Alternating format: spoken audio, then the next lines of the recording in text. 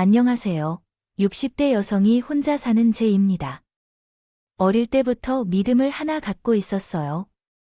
그것은 바로 기부와 수레 같은 것이었는데요. 구체적으로 설명하면 공부든 무엇이든 열심히 노력하면 그만큼 보상을 받는다고 생각했고, 대인관계에서도 마찬가지로 상대방에게 잘해주면 상대 역시 저에게 잘해줄 것이라고 믿었어요. 그래서 결혼 후에도 이 믿음을 바탕으로 남편에게 먼저 잘해주면 남편도 역시 저에게 잘해주리라고 생각했고, 현재에 이르러 여자는 남을 위하려고 애쓰고 있습니다. 희생하고 살지 말라고 하지만 그때는 전혀 그렇지 못한 세상이었기 때문에 기꺼운 마음으로 한평생을 남편과 자식에게 희생하며 살았어요. 저의 희생이 언젠가는 보람과 행복으로 돌아올 것이라고 믿고 의심치 않았죠. 그러나 결혼은 그리고 자식과는 제 마음이 같지 않았어요. 제가 아침 일찍 일어나 분주하게 움직이며 자신들을 위해 노력하는데, 이들은 제가 해준 많은 일 중에서 놓친 것이나 실수한 부분만을 지적하며 불만을 터뜨릴 때가 많았어요. 하지만 그때는 다른 집도 다 그러고 산다고 생각했고, 남편이 회사에서 잘 나가고 아이가 열심히 학업을 하면 그걸로 충분하다고 여겨왔죠. 지난 시간들을 되돌아보면 누가 그렇게 살라고 한 것도 없었는데 신기할 정도로 뭐 하나 튀지 않는 평범한 사람이었습니다. 남들이 말하는 결혼 정년기에 그것도 딱 좋다고 하는 4살 연상의 회사원 남편과 결혼을 하고 1년 뒤 딸을 낳으면서 제가 다니던 직장을 그만두고 전업주부가 되었습니다. 직장을 그만두면서 무엇 하나 그 어떤 미련도 없었는데요. 보통 그 시기에는 당사자인 저도 그렇고 많은 여자들이 결혼하면 당연히 직장을 그만두고 가정을 위해 생활하는 것이 일반적입니다. 그것이 현실이라고 여겼던 것 같아요.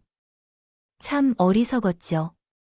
제 인생이 어떤 TV 속 화려한 삶은 아닐지라도 안정적이고 평온한 삶이라고 생각하며 앞으로도 그렇게 살 거라고 순진하게 믿었어요. 하지만 아이가 중학교 3학년이 될 즈음 제 불행이 시작되었어요. 친정엄마가 갑자기 심장마비로 돌아가셔서 저는 엄마를 잃은 큰 슬픔에 빠졌어요.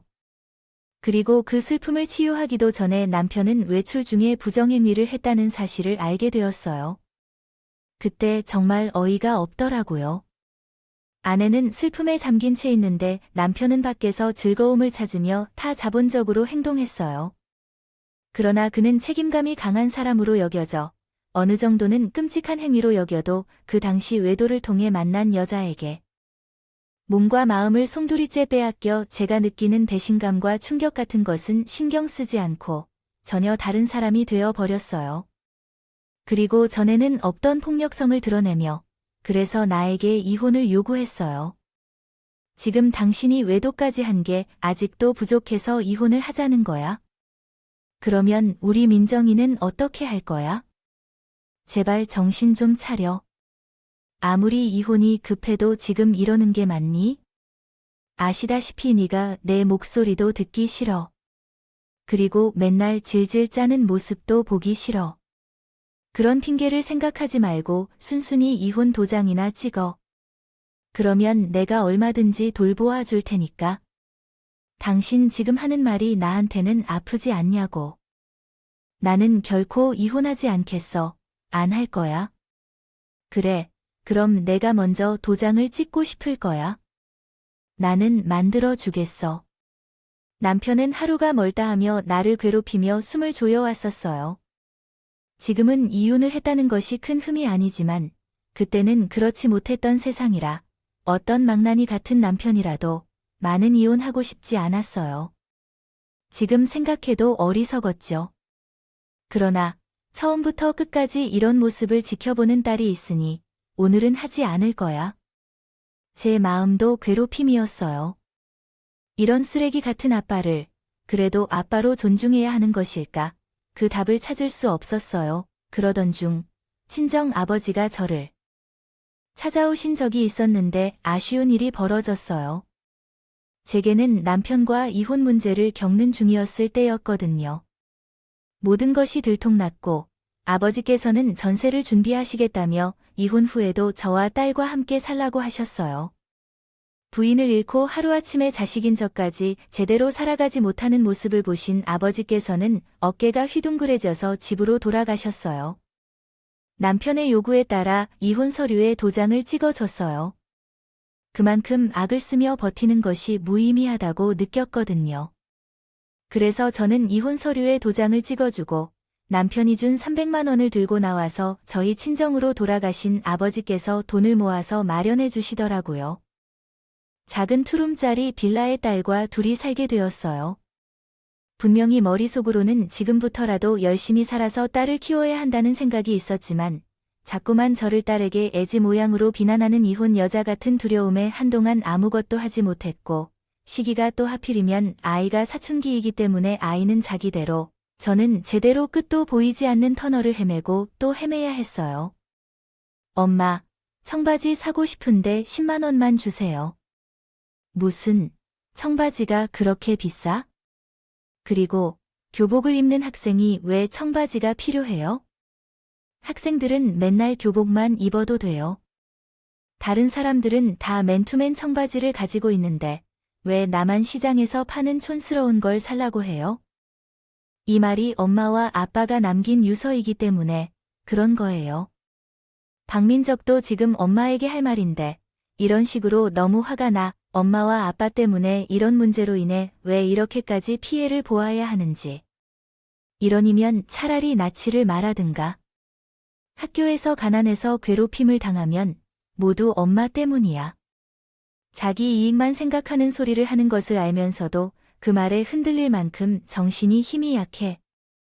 하지만 이렇게 계속 버티다 갈 수는 없어요. 적어도 살아남기 위해 가지고 있는 유일한 것은 딸을 지키겠다고 다짐한 것이에요. 처음에는 제가 이렇다 해도 제대로 된 일자리를 찾고 싶었어요. 하지만 나이가 많고 경력 단절된 상태에서 이렇게 이양과 아이와 둘이 살고 있는 저는 호의로운 회사가 존재하지 않았어요. 어쩔 수 없이 주간과 야간 아르바이트를 해야 했습니다. 하루에 2번씩 다른 장소로 출근해야 했어요. 또한 자투리 시간을 활용해 집에서 하는 아르바이트로 정말 힘든 삶을 버텼습니다. 그런 일념으로 살아왔죠. 그렇게 시간이 흘러 3명의 고등학생이 된 후 안 좋은 환경 속에서도 변함없이 노력하며 살아가야 했어요. 저는 결핍한 상황 속에서도 한 번도 보내준 적 없는 집인데도 불구하고 딸은 공부를 정말 잘했어요. 아마도 남에게 무시받지 않으려는 욕구로 공부를 열심히 한 게 아닐까요? 딸은 자신의 삶을 살아가기 위해 노력한 것 같아요. 그래서 나 자신만큼은 되는 대학에 보내어 나처럼 불행한 삶을 살지 않도록 다짐했어요. 그때 영업시간이 24시간인 식당에 들어가 12시간을 일할 수 있었어요. 오로지 딸의 미래만을 생각하며 월급의 3분의 1을 딸의 학교에 저축하며 절약하고 살았어요. 딸은 아빠를 닮아서 그런지 따르면서도 엄마인 저에게 불쾌한 말은 없었는데요. 철이 없다 하고도 저에게 가시 돋친 말을 쏟아내기도 했지만 다른 집 아이들처럼 갖고 싶다는 것을 한 번이라도 쉽게 줄 수 없는 미안함에 저는 낼 수 없었어요. 그리고 아무리 표현을 안 하는 딸이지만 이제 조금 있으면 20살이 되는데 제가 자기를 키우느라 고생하는 것을 굳이 말하지 않아도 딸이 알고 있을 거라고 믿어왔어요. 이제 와서 하는 말이지만 정말 많이 힘들었어요. 남편의 외도로 이혼한 저에게는 세상의 남자들이 저를 쉬운 여자로 생각하며 버젓이 아내와 가정이 있는데도 저에게 흑심을 품고 접근하는 경우도 많았고 여자들은 적은 여자라며 겉으로는 안 됐다며 의를 베풀어주는 듯하면서도 뒤에서는 제 흉을 보며 없는 이야기까지 만들어 소문을 퍼뜨리는 경우도 있었거든요. 아마 딸아이가 없었다면 아주 조금 더 나았을지도 모를 일들이 많았지만 그렇지만 딸이 있어서 저는 포기하지 않고 세상을 살아갈 수 있었어요. 먼 훗날 다 큰 딸과 그때의 그 순간들을 이야기하며 우리 그때 정말 힘들었지만 열심히 살았다 를 추억하는 날이 올 거라고 믿으면서요. 그렇게 1년 후에요. 수능 시험을 치른 딸은 자랑스러운 마음으로 우리나라에서 가장 좋다고 하는 서울대에 입학했습니다. 이 특별한 날을 위해 그렇게 어려운 시간을 보낸 것을 알고 기쁨의 눈물을 흘렸어요. 딸은 그렇게 제가 떠나 대학생이 되었고 저는 그동안 모은 돈으로 딸의 학비와 학교를 다니며 생활할 집을 구해주었습니다. 제 힘으로 따르면서 대학교에 입학시켰다는 뿌듯함이 느껴졌지만 어떻게 되든 딸과 함께한 지난 시간들이 그리워졌어요. 딸이 혼자 지내는 게 조금 심심한 것 같아서 시간이 날 때면 딸에게 전화를 걸고 있습니다.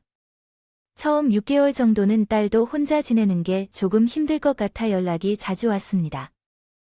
우리는 함께 보낸 시간보다 더 애틋한 관계가 되었어요.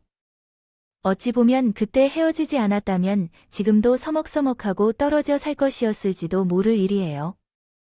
어쨌든 우리 딸은 동네 부루에 있는 1층 아파트로 이사를 하고 저는 평생을 바라던 대로 딸과 서로의 안부를 걱정하며 서로에게 친밀한 관계가 되었어요. 그렇게 시간이 흘러서 저는 힘들었지만 딸을 휴학 없이 졸업시킬 수 있었어요. 그 이후에는 서서히 다시 함께 살고 싶다는 바람도 있었지만 딸이 졸업 후 곧바로 공기와 배출을 재배할 회사에서 일하기로 결정해 회사 근처 오피스텔에 이사를 가고 싶어 했거든요. 그래서 저는 마음을 모아 은행 대출을 받아 오피스텔 전세 보증금을 마련했어요. 고생하느라 힘든 노년이 되었지만 노력 끝에 커다란 딸은 엄마가 떠나도 같은 여자로서 멋있는 캐리어 우먼의 모습을 보여줬어요.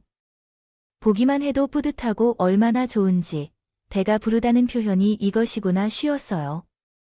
하지만 자식을 키우는 일은 끝이 없었어요. 대학을 무사히 졸업하고 찜찜한 딸의 혼사가 남아 있으니까요. 다시 딸의 결혼을 위해 돈을 모아야 했어요. 주변에서는 딸이 스스로 다 할 텐데 그렇게 살면서 다 해주려고 고생한다고 말하는 사람도 있었어요.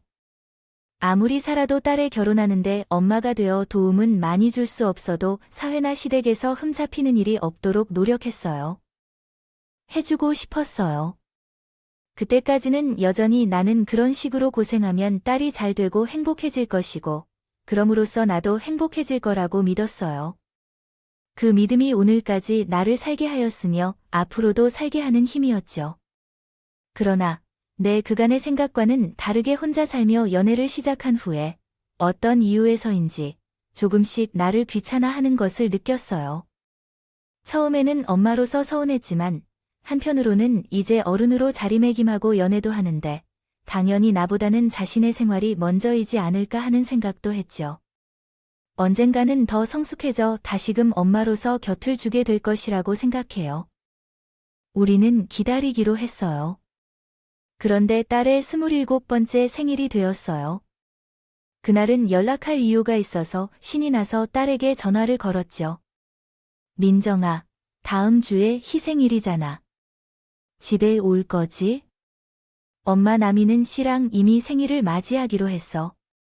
신경 쓰지 않아도 돼. 하지만 그래도 어떻게 엄마가 딸 생일에 신경을 안 쓰겠어? 그럼 미리라도 한번 치매와 엄마가 미역국이랑 너 좋아하는 속에 구워줄게. 됐어. 맨날 돈 없다고 하면서.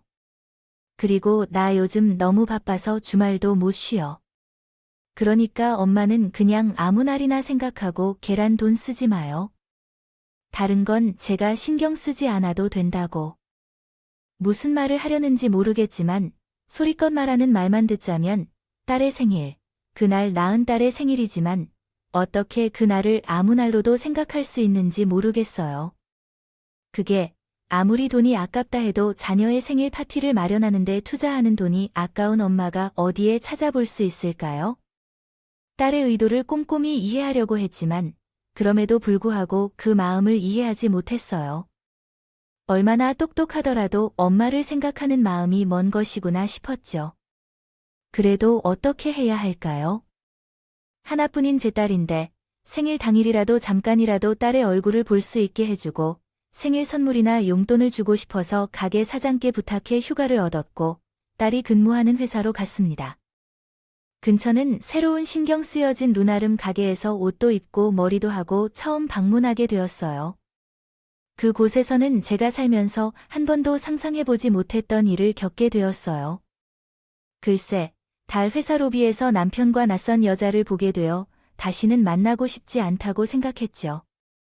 설마 아니겠지. 그 사람은 어떻게 여기까지 알아내고 왔을까 의심스럽게 생각했는데 저는 혼자 당황하여 딸에게 전화를 걸었죠. 전화가 받아지지도 않았는데 말을 시작하지 않은 채로 딸이 엄마, 바빠서 회의에 들어가야 해서 끊을게 라며 전화를 끊었어요. 끝난 전화에 황당한 마음을 가지고 있었지만 그러면 그렇죠 하는 생각으로 발걸음을 옮겼어요. 돌아선 채로 제 등 뒤에서 아빠가 하고 계신 목소리가 들려와서 제가 받은 충격은 심했어요. 제가 지켜보고 있을 거라는 것은 꿈에도 모르고 남편이 있는 곳으로 달려가 환한 웃음 짓는 얼굴로 아빠의 품에 안기고 딸과 함께 딸의 이들이 나온 뒤 마치 익숙한 듯한 남편과 그의 새 여자에게 하는 인사를 보고 있으니 피가 거꾸로 솟는 듯 했어요. 어떻게 내 가치를 키워왔는지 도대체 언제부터 저들이 이렇게 만나고 다녔는지 알 수 없고 남편에 이어 자식까지 이렇게 뒤통수를 맞는 제 인생이 허탈하게 느껴졌어요. 마치 작정을 하고 세상의 모든 것들이 나를 속이는 기분인 것 같아요. 그 순간에는 모든 것이 부질없고 그렇게 느껴졌어요. 그 길을 돌아서 딸의 회사를 나왔습니다. 만약 지금 그때로 돌아갈 수 있다면 남편이든 자식이든 상관없이 난리를 쳐도 좋았을 텐데 그때는 왜 그렇게 빨리 그것을 벗어나고 싶었는지 모르겠어요. 그 후에는 딸에게 사실 확인을 하고 싶었지만 다시 상처 입을까 두려워하여 딸에게 연락하지 않았어요. 그러던 어느 날 딸이 연락 없이 집으로 와서 결혼을 하게 되었다며 저에게 청첩장을 건넸어요. 당황했죠. 엄마와 함께 있었어요. 청첩장을 주고 홀로 앉았더니 무언가 이상하게 느껴졌어요. 청첩장을 열어 신랑의 이름을 확인하자 내 딸이라도 즉시 내쫓고 싶은 마음이 들었어요. 엄마, 미안해요. 하지만 다른 선택지가 없었어요. 아니야, 엄마가 아니에요. 이런 청첩장을 어떻게 엄마에게 가져올 수 있어요? 일어나기도 전에 알리는 것은 필요하지 않아요. 그냥 씩 올리니까 맞게 하기로 되어 있어요. 하나의 청첩장을 가져오면 부주와 함께 박수를 치는 겁니다. 그러면 어떻게 하죠?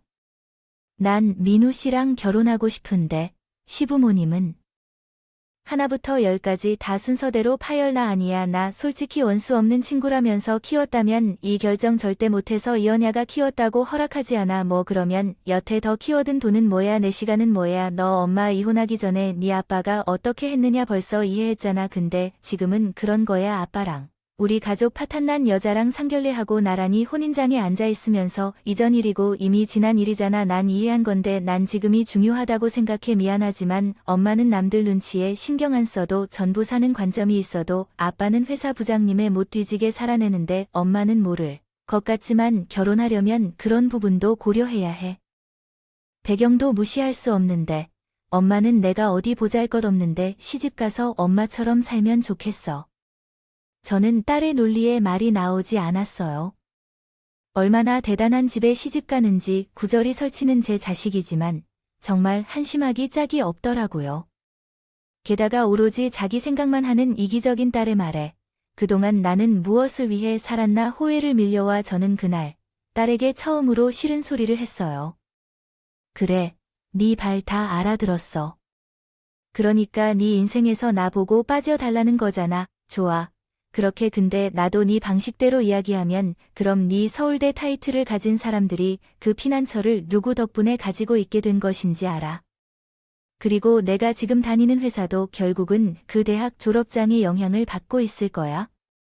내 인생에서 나를 제외하려면 내 돈까지 빼앗아야 하지 않겠니? 엄마는 어떻게 자식을 키우느라 투자한 돈을 돌려달라고 요구하냐. 넌 내 인생에서 이뤄온 엄마에 대한 희생까지 빼앗아가고 나는 그걸 하지 않고 모두 갚아줄 테니 그것으로 끝이야. 그리고 이제는 우리는 다른 삶을 산다. 딸은 그렇게 말하며 당당히 집을 나갔어. 마치 억울한 것처럼 이 세상에 살아오면서 딸이 착하게 되어 당신을 도왔던 적은 한 번도 없었는데 그런 생각만 하는 괴물이 되어 갈 줄은 꿈에도 몰랐어. 딸은 결혼 자금으로 모아놓은 통장을 보며 이게 무슨 의미가 있나 싶었지만요. 원하는 바람도 있었고 딸이 남기고 간 청첩장을 보며 남편과 제 이름이 적힌 쌀칸에 나타난 낯선 이름을 보며 눈물을 흘렸습니다.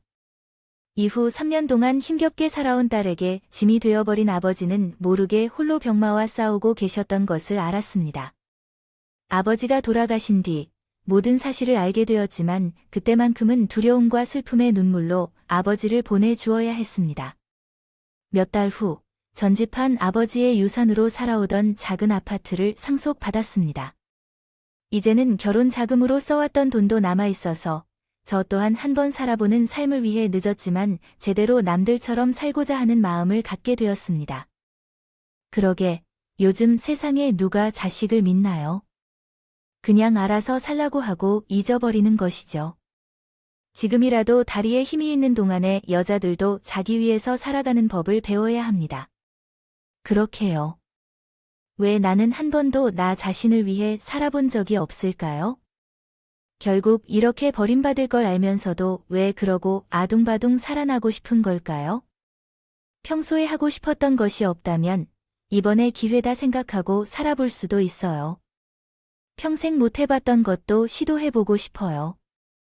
저는 평소에 친해지면서 교제한 부동산 주인 아주머니의 말씀을 들었어요.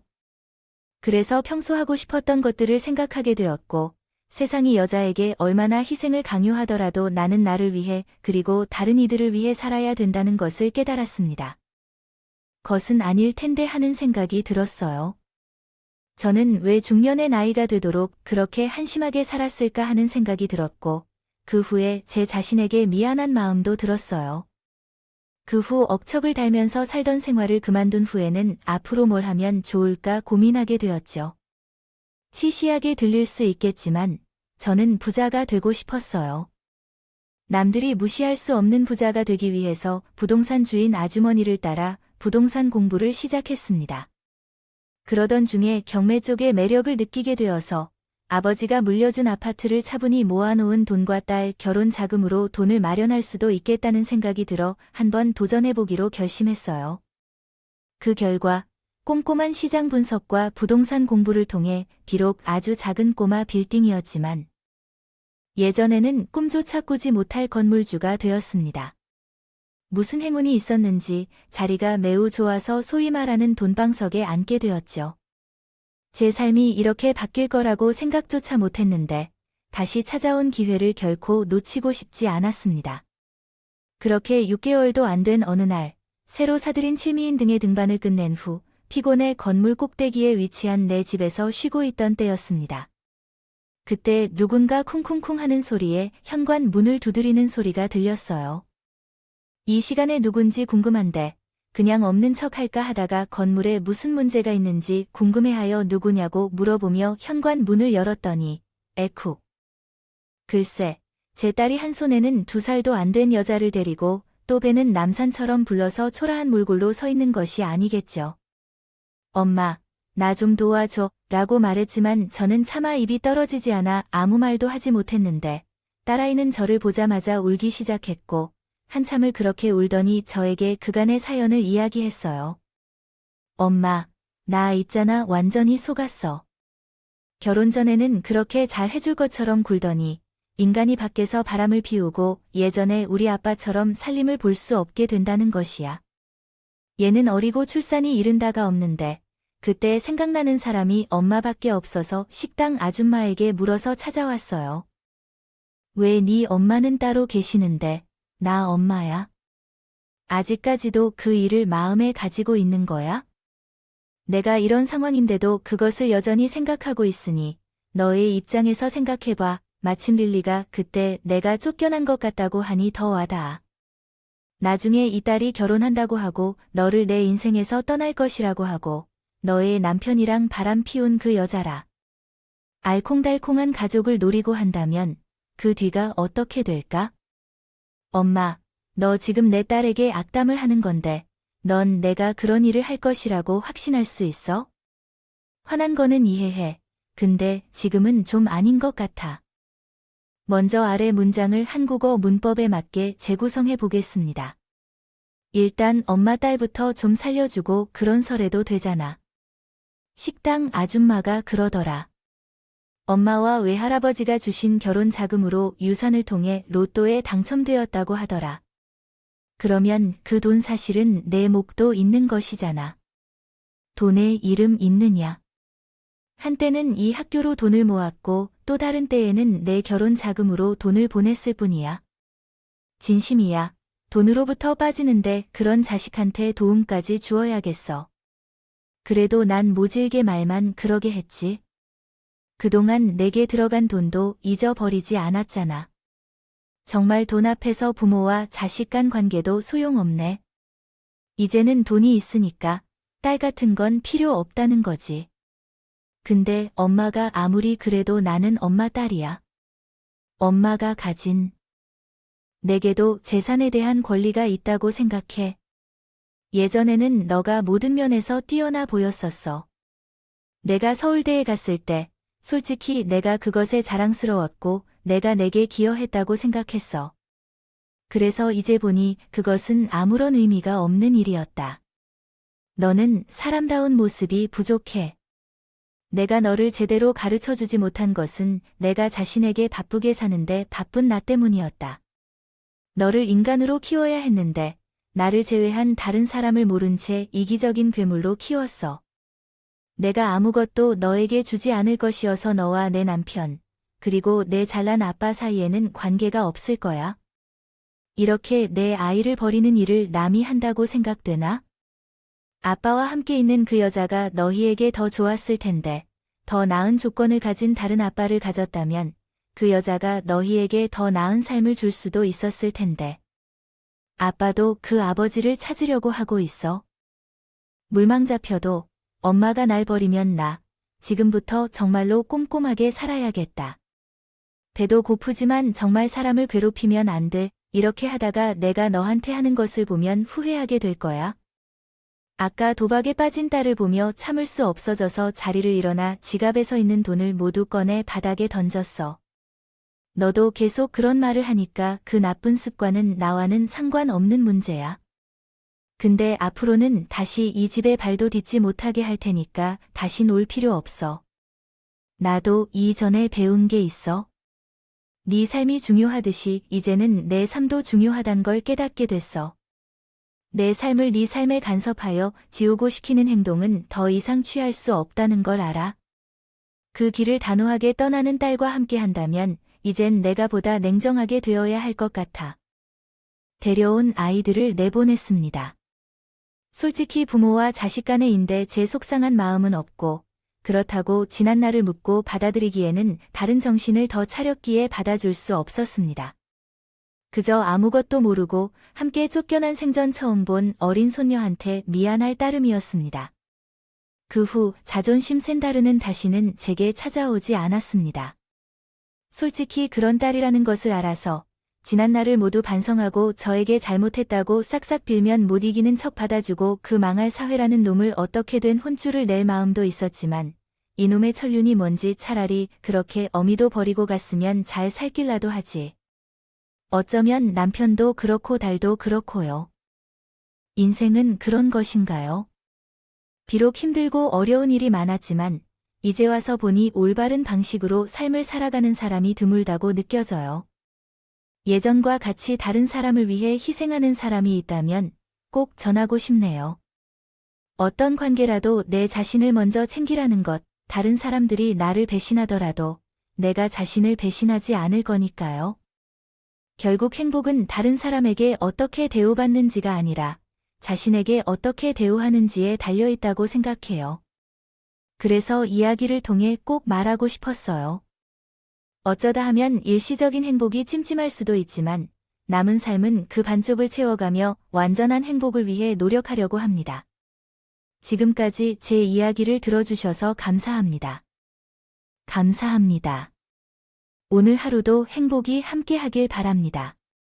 여러분의 응원과 현명한 조언을 댓글에 부탁드립니다. 좋아요와 구독은 저에게 큰 힘이 됩니다. 오늘도 좋은 일 가득하시길 바랍니다.